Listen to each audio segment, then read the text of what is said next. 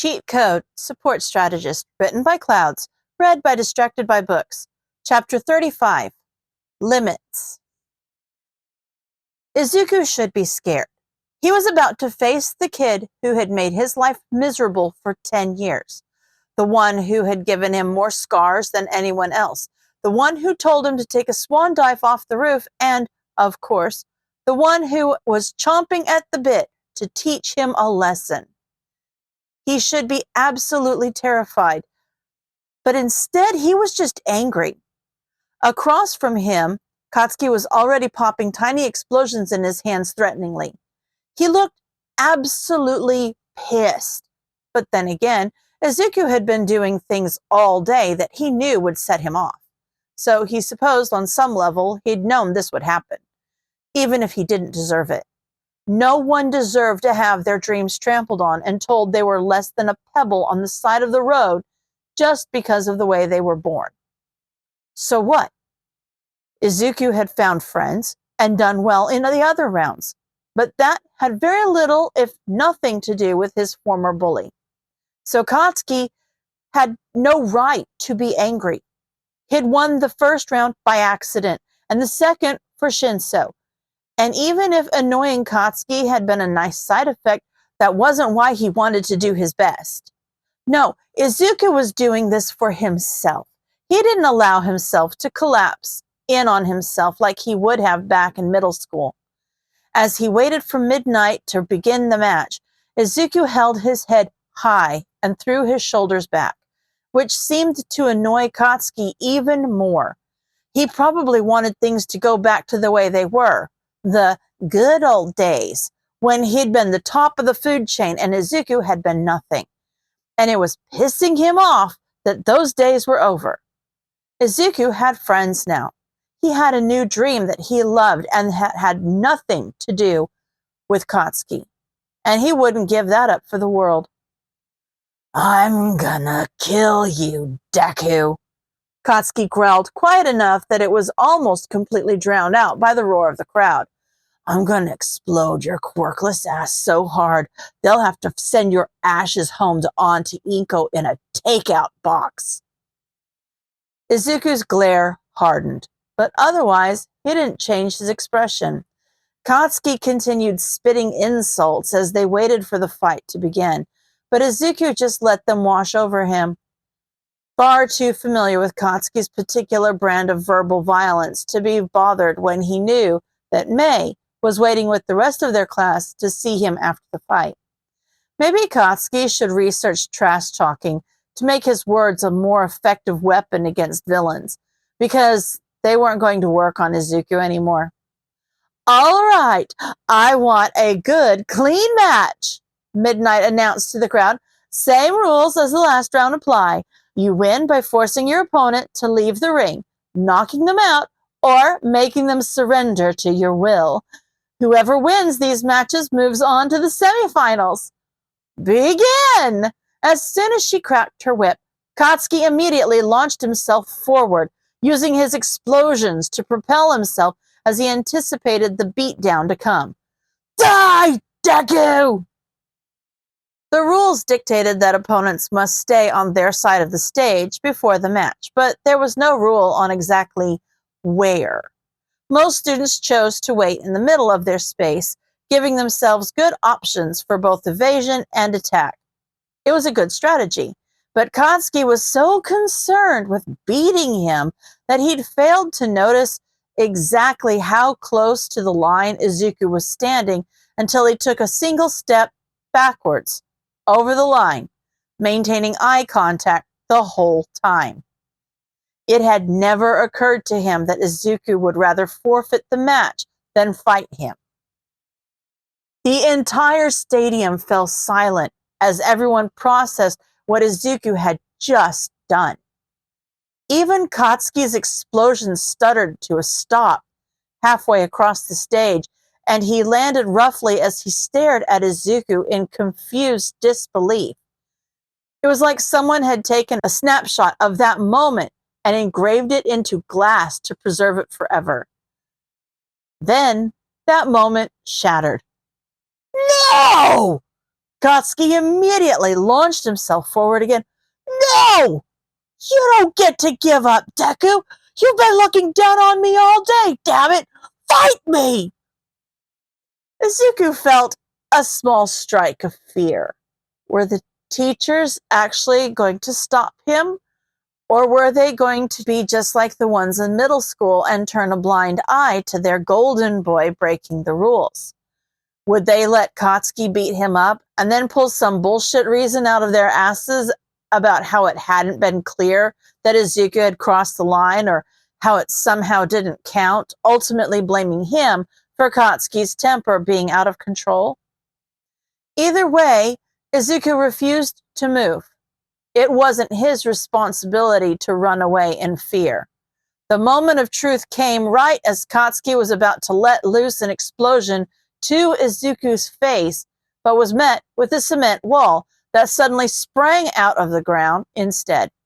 The explosion left a sizable dent on the wall and sent cement chunks flying everywhere, but Izuku only flinched slightly as he got hit with a few pebbles. Stand down, Bakugo. Cementos growled. The match is already over. Midoriya is over the line, and you're moving on. No! Bakugo growled and hit the wall with another explosion. That's not a win! That's a gimme! You've been pissing me off all day, Deku! Just shut up and fight me already! You owe me a fight, you quirkless piece of crap! The wall was practically destroyed at this point, but Katsuki's explosions were getting weaker as Midnight came up behind him and he started breathing in her quirk. Fight me, Deku! You owe me fight! Izuku simply continued staring him down, an odd sense of power flooding through him as he said something that deep down he'd always wanted to say. No, Kachan. Actually, I don't owe you anything. Kirishima was kind of torn. On the one hand, it was kind of unmanly for that support student to just step out of the ring like that. But on the other, it was super unmanly for Bakugo to keep going after him after the match was over.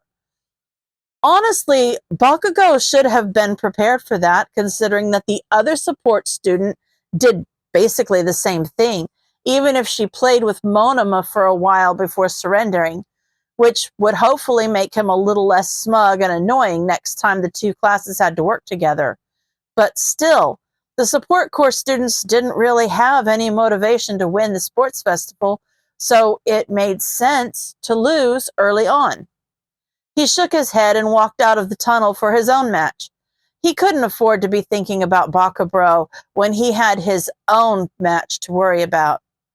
With the matchups the way they were right now, if he won this match, he'd be fighting Bakugo in the next round, and he could give him the fight he deserved. It probably wasn't what he wanted, but it would help to take his frustrations out on someone with thick skin. But to help his friend, he needed to beat this drill guy from 1B. Sarah would have been easier since Kirishima would have been able to harden his skin and cut through the tape without much of an issue. But Kayabara had shown in the last match that he had a good head on his shoulders and was willing to fight creatively, even in the case of a bad quirk matchup. So Kirishima had to be on his guard. He could do this. Begin! Kayabara's fingers spun so fast that Kirishima could hardly even see him as they ran at each other. Kirishima dodged the attacks he could and paid close attention to Kayabara's movements to try and predict where the rest of his attacks would land, and only hardened those parts of his body. This was going to be primarily a battle of stamina. If he could keep up his hardening longer than Kayabara could gyrate, then he'd win. But if he softened before his opponent got tired, he'd lose. It was simple, straightforward, and manly, just like he liked. Kirishima stayed on the defensive as long as he could. Hardening his whole body was exhausting, but hardening small sections of his skin like this was almost instinctual at this point and was something he could do for hours before he had to stop. Kayabara, however, caught on to his strategy within a few minutes of starting the match.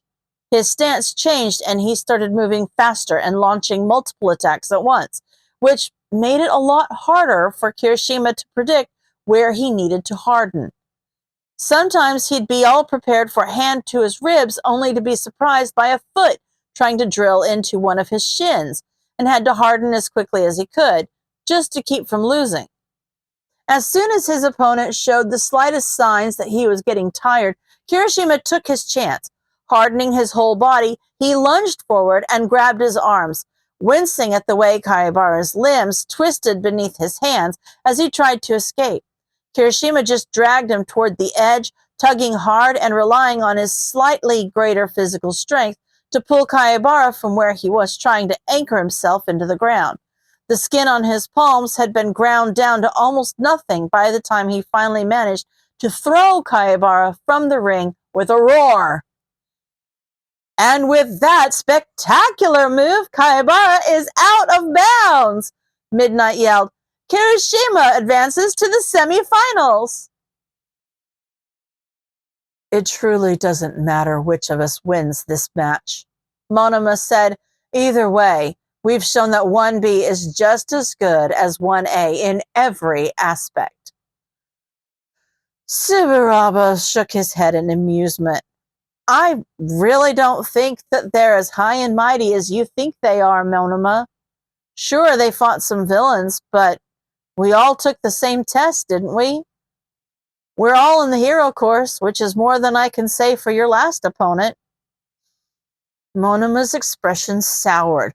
I was being chivalrous, and that support witch took advantage of that. If I ever fight her again, I'll show her the true power of our class. Subaraba rolled his eyes. Yeah, sure. More like she'll wipe the floor with you with even better gear. Seriously, dude, it's like she wasn't even trying. Just shut up! Monoma grit his teeth.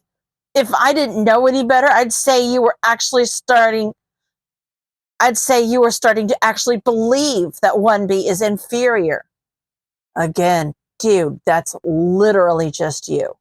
Subaraba muttered, but whatever, let's fight. Midnight gave the signal, and Monoma immediately started letting out mushroom spores.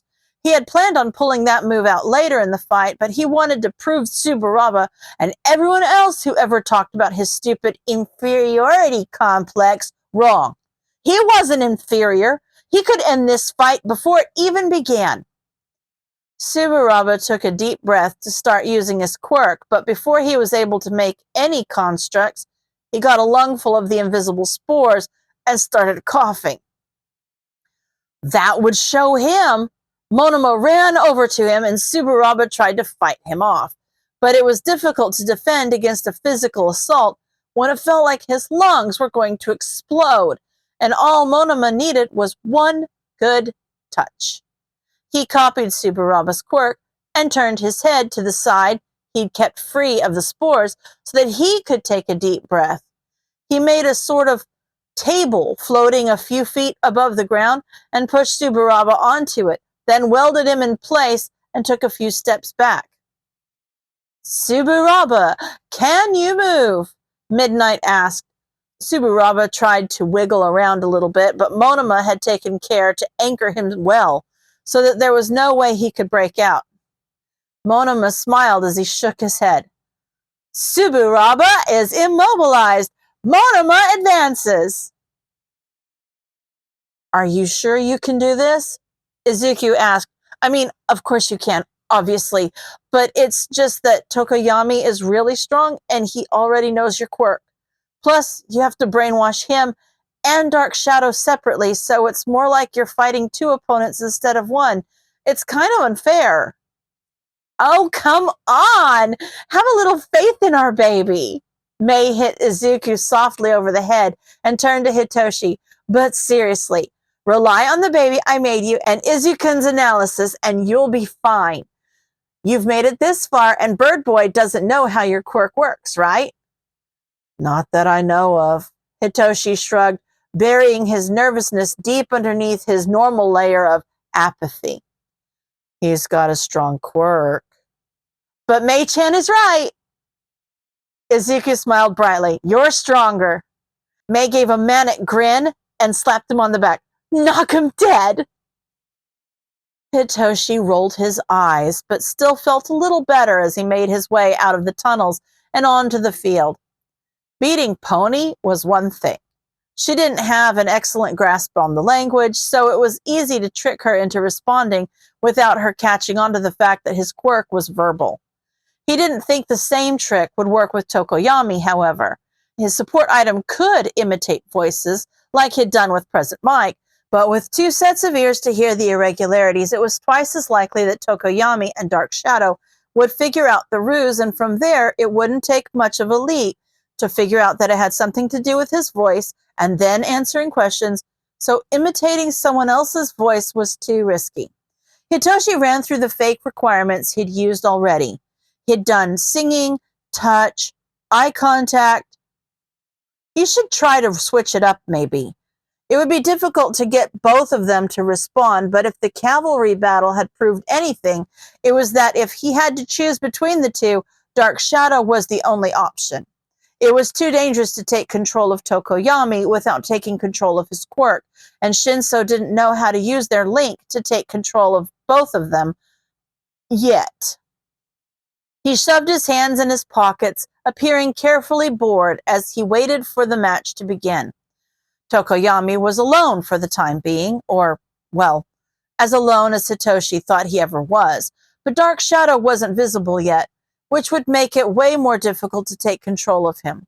Hopefully the quirk would come out and start talking shortly after the start of the match, because if not... Hitoshi took a deep breath and forced himself to relax. He'd be fine. If worst came to worst, he still had his support item and some physical training to rely on, right? Izuku and Mei had worked really hard to make sure he made it this far, so he wouldn't disappoint his kidnappers by losing this early in the tournament. He had to get into the hero course and live up to his name of Extra Credit Kun. Are you ready, boys? Midnight asked, cracking her whip. Begin! So, Hot Topic. Hitoshi started, where's your better half? Tokoyami's eyes narrowed as he responded carefully, we do not know what methods of darkness you employed to take control of us in the cavalry battle. It is better for Dark Shadow to conserve his strength for our moment of need. Hitoshi let out a controlled breath of relief.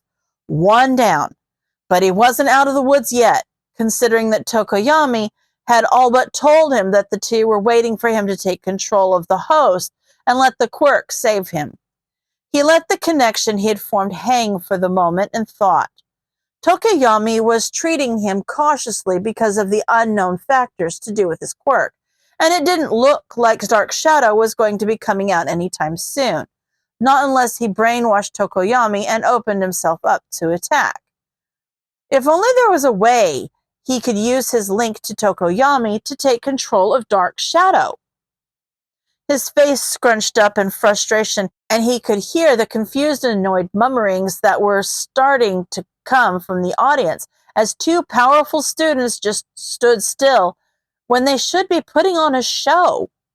Even if Hitoshi did end up brainwashing Tokoyami and risking Dark Shadow's wrath, he needed to do something, if only to disguise his quirk. The good thing was that whatever he did could be completely random. Hitoshi laid down on the rough concrete, covering his face with his arm. His lips twitched as the annoyed whispers turned to pure bafflement, and Midnight sounded very confused as she questioned what to do next. Shinso, what's going on? Are you surrendering? Well, he hasn't attacked me yet. Hitoshi drawled, so no, I'm not surrendering. I just figured I may as well be productive and take a nap. Now be quiet, I'm trying to sleep. He could practically feel Tokoyami's confusion. But why? Hitoshi gave an awkward half shrug from his place on the ground. Insomnia's a bitch. He could hear the snicker in President Mike's voice as he tried to commentate. Well, folks, there you have it. Hitoshi Shinso from General Education has decided to take a nap instead of fight.